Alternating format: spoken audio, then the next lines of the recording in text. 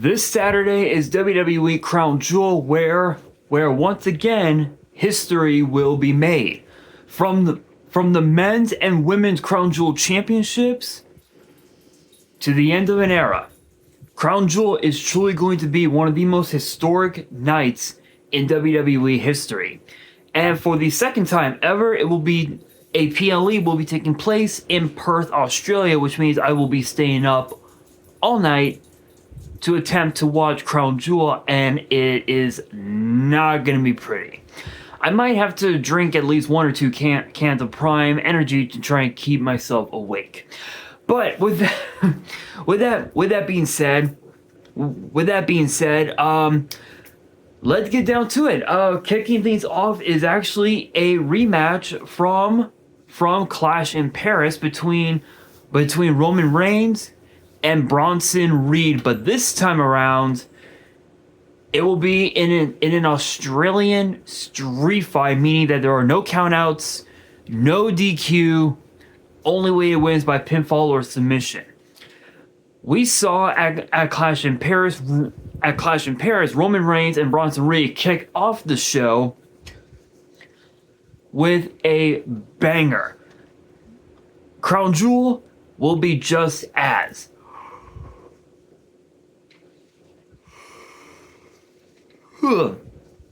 Excuse me. And if I remember correctly, I believe this will make Roman's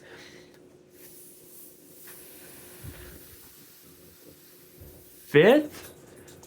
I think his fifth. How many PLE matches has he had this year? I'm gonna look back. Let's see. Royal Rumble, that's one. WrestleMania makes two.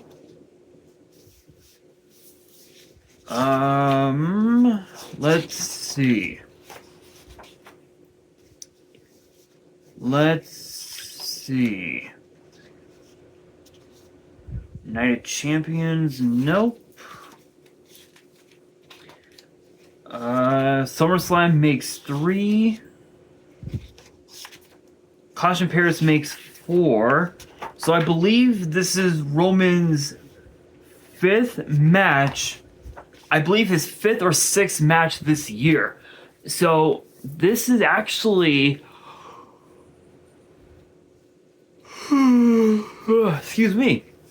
Excuse me, guys.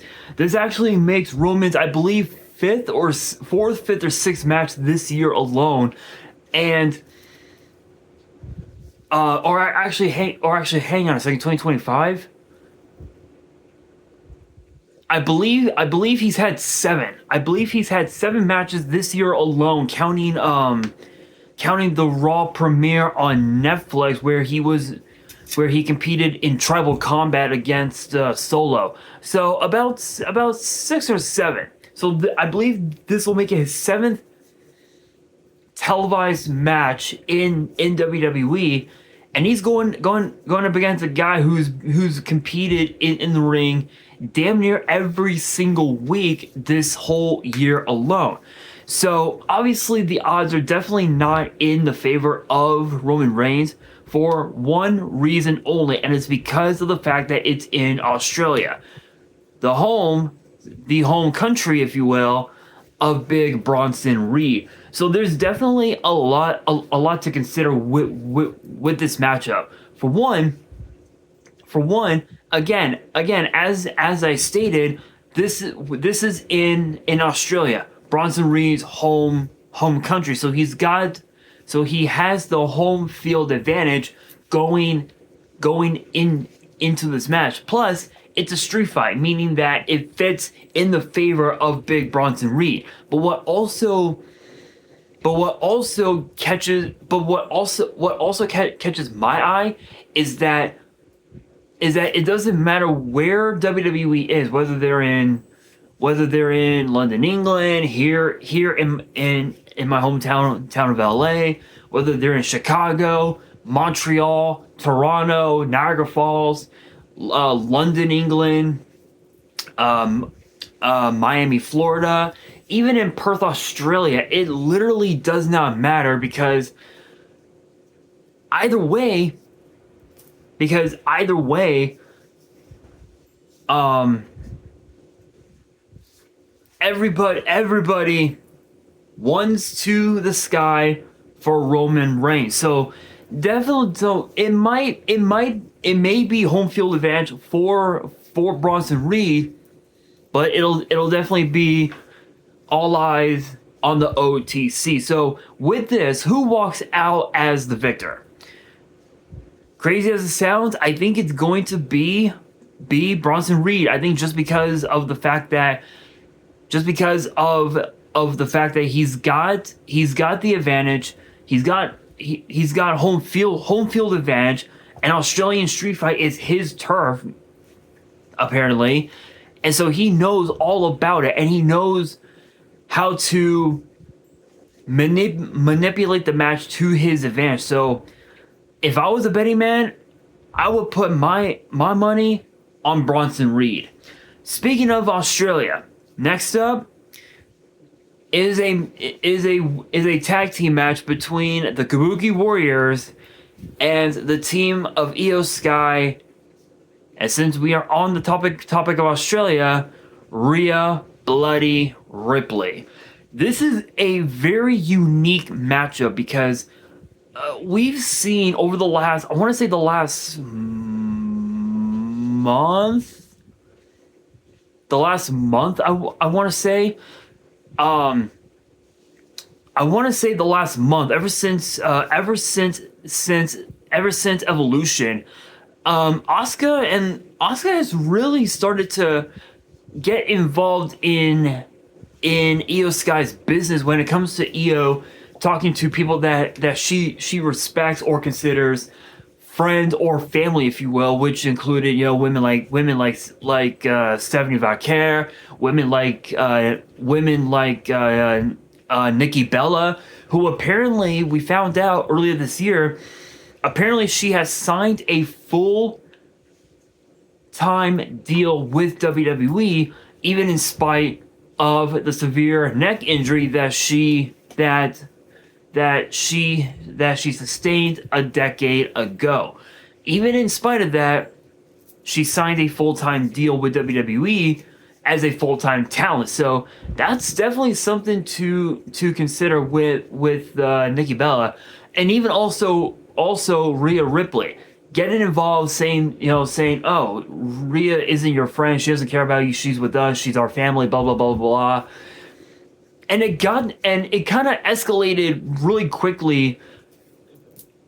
Not this past Monday on Raw, but last week on Raw, when Asuka blinded Io Sky with the poison mist, and Io basically was just like, you know what?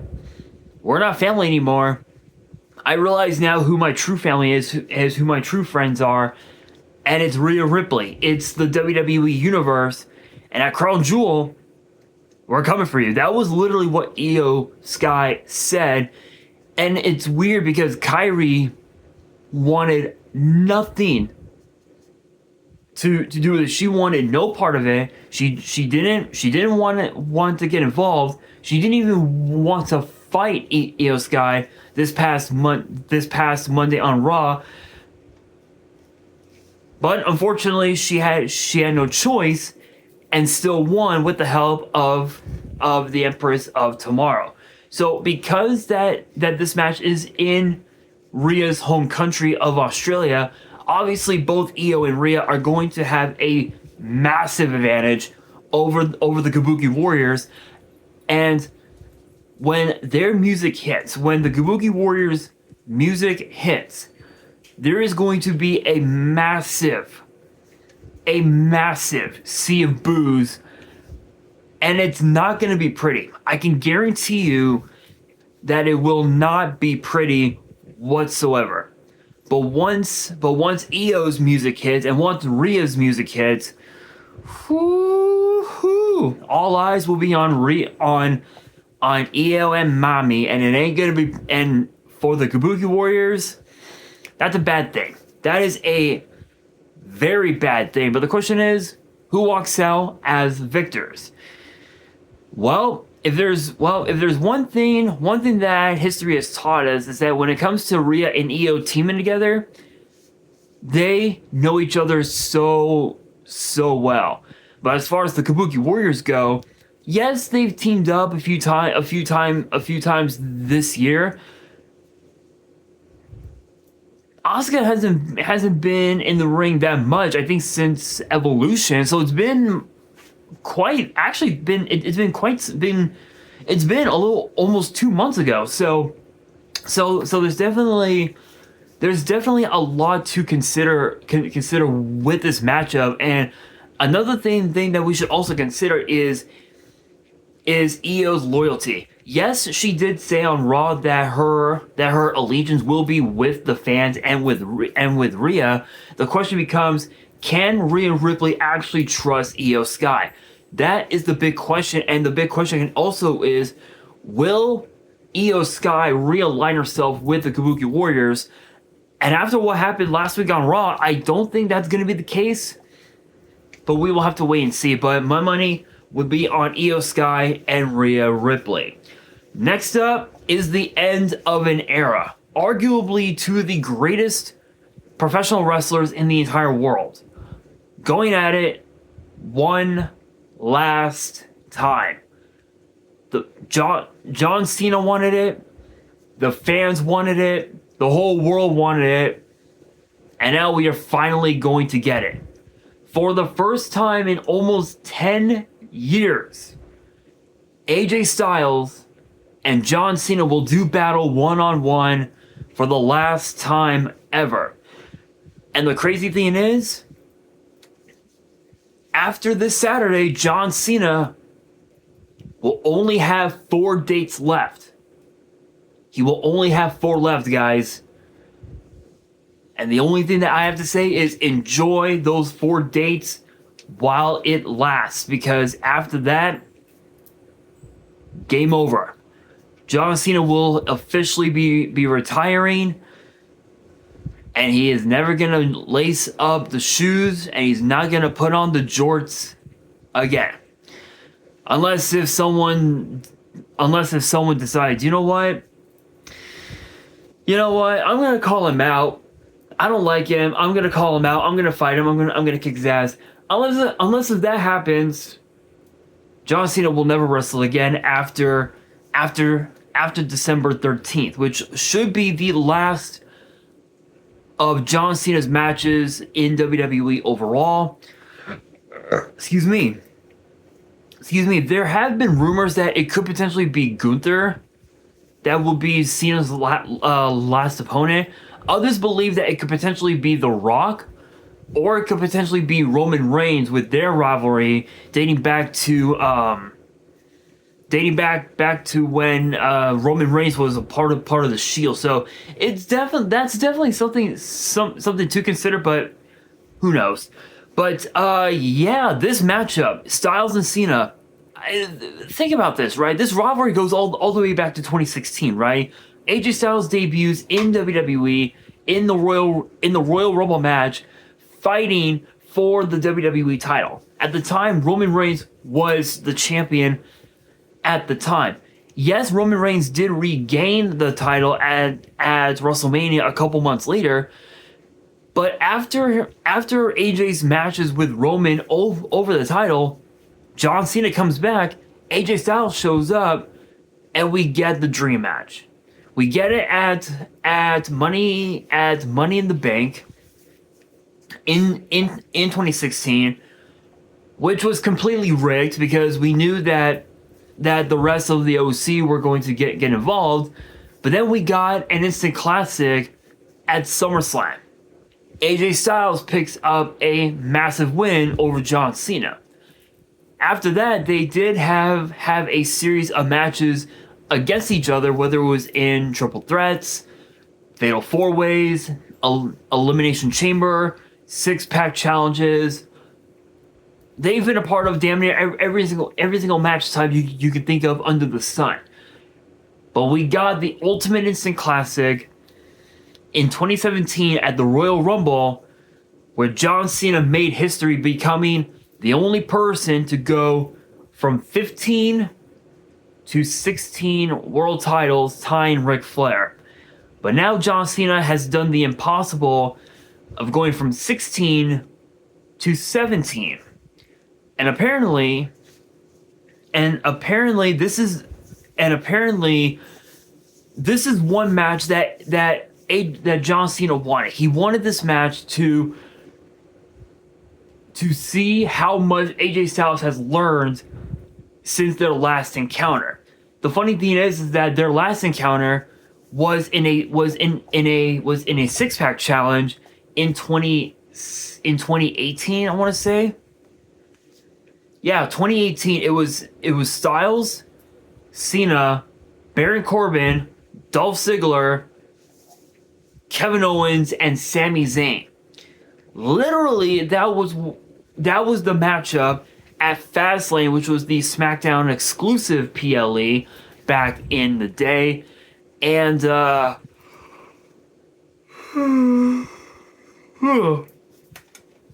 and AJ Styles won that match. He literally won that match in the craziest way possible. But now it is all eyes on both Cena and Styles. Again, this match, the fans desperately wanted to see one more time. And now we finally got it. This will be the end of one of the greatest stories ever told in professional wrestling. I would say even more greater than the Brothers of Destruction and the storied rivalry of Triple H and The Undertaker. And even the great story of The Rock and Stone Cold Steve Austin. John Cena versus AJ Styles, one of the greatest stories ever told. It can never be outmatched. Even if the rivalry got duplicated by two other people, it's the old adage: often imitated, never duplicated. But who walks away as the victor? That one is a tough one to call, because you got two of the biggest stars in WWE. You got John Cena, who became the franchise of the WWE from the ruthless aggression era up until now. Then of course you got AJ Styles, who became the franchise of TNA from his debut in TNA up until he left TNA in 2013, 2014. So he's definitely, so they both have over 20 years experience individually, making this over almost 5 decades of experience together. And with a combined 24, with a combined 24 world championships amongst each other, not just in WWE, but in TNA, but for AJ Styles, it's in TNA, New Japan Pro Wrestling, and Ring of Honor. Across all 4 promotions, both Cena and Styles have had a combined over 20 world championships combined. This is a big match that fans wanted to see. And if I had to pick one person to win, as crazy as it sounds, I think it has to be John Cena. And the only reason why is because AJ Styles has more victories over John Cena. In fact, one-on-one, I believe AJ Styles has 3 victories over Cena's 2, if I remember correctly. It's either that or they're both tied at 2 apiece. I don't remember. But this is basically the rubber match that fans wanted to see. They wanted to see this match to find out who truly is the best. And if John Cena can defeat AJ Styles, John Cena can truly go down in history as the GOAT, as one of the all-time greats in not just in WWE, but in professional wrestling in general. So there's definitely a lot at stake for John Cena, but there's also a lot at stake for for AJ Styles, because if Styles wins, this can put him back in line for a shot at Dirty Dom's Intercontinental title, which, to be fair, Dirty Dom said in a recent interview that he would be more than happy to defend the title against John Cena. So that's definitely something to consider. But again, my money definitely is on John Cena. And that brings us to the men's and women's Crown Jewel championships, where it is champion versus champion, the best versus the best. You have the WWE Women's Champion Tiffany Stratton and the Women's World Champion Stephanie Valkyrie going at it one-on-one. Which this matchup is definitely another dream match. This was one that we were waiting for a hot minute now. But think about this. Tiffany Stratton has been a part of WWE for only 2, 3, 4 years, and she's already a former NXT Women's Champion. She's already a former Money in the Bank winner. She's a WrestleMania headliner, and is also the current WWE Women's Champion, holding the title longer than anyone else in WWE currently, which is wild. Which is absolutely wild, because Io Sky held the title for, I believe, 264 days or something like that. Bayley held the title for, I believe 118 days last year. And then Bianca Belair had held the title just for a minute. And then Asuka held the title until SummerSlam, when she dropped the title to Bianca in the first place. Tiffany Stratton has held the title for 270 plus days. Unheard of. But think about this. Stephanie Valkyrie has been in the business for a long time. So there's definitely a lot to consider with this matchup, because you got two incredibly gifted talent, two of the biggest baby faces in the women's division, but only one can walk out with the women's Crown Jewel championship. And I think it's got to be Stephanie Valkyrie. I think because that fans all over the world are bigger fans of her than Tiffany Stratton. I think that's what's going to give Stephanie Valkyrie the edge going into this Saturday. And as far as the men's match goes, it is speaking of great stories told, this is another one that is a very complex story. Cody Rhodes, the WWE champion, and Seth Rollins, the world heavyweight champion. Last year at Crown Jewel, Cody Rhodes defeated Gunther to win the men's Crown Jewel championship. Now, he defends the Crown Jewel championship against Seth Rollins, and this rivalry goes all the way back to when Seth Rollins was a part of the Shield. Cody Rhodes pinned Seth Rollins at Battleground in 2015, in 2013. Yeah, 2013. Yeah, in 2013 for in order for Cody and his brother Goldust to get their jobs back with WWE. They both Cody and Goldust went on to become tag team champions by defeating the Shield. All thanks in part to the Big Show. Since then, Rollins and Cody have had multiple matches against each other over the years. And Cody Rhodes at WrestleMania 38 in 2022 made his triumphant return to WWE after 6 years away from WWE, and he defeated Seth Rollins not once, not twice, but 3 times in a row in one-on-one matches. WrestleMania, Backlash, Hell in a Cell. Last year at WrestleMania 40, Seth Rollins became Cody's shield, helping him become the WWE champion, defeating Roman Reigns. Several months prior to that, inside War Games, they teamed up together against the Judgment Day inside of War Games, teaming with Randy Orton, Sami Zayn, and Jey Uso. Now, the rivalry begins again, and this time things are a little bit different. Seth Rollins is the World Heavyweight Champion. Cody Rhodes is the WWE Champion, and they're both two-time champions. But only one can walk out as champion, as the men's crown jewel champion. But who is it?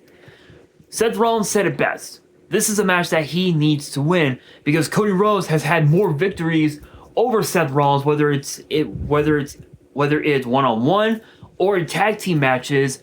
Cody has the edge against Seth. But there is one thing that Seth Rollins has that Cody doesn't, and that is a group. That is a faction. He's got the Vision backing him up. He's got Paul Heyman in his corner. And the question becomes, will that become a factor going into this match this Saturday? And the answer is yes. The reason being is because Cody Rhodes in a one-on-one match against Seth Rollins, Cody wins any day of the week. But with Seth Rollins having Paul Heyman and the Braun Brawns in his corner, I got a feeling that Cody Rhodes might not make it out of Crown Jewel in one piece.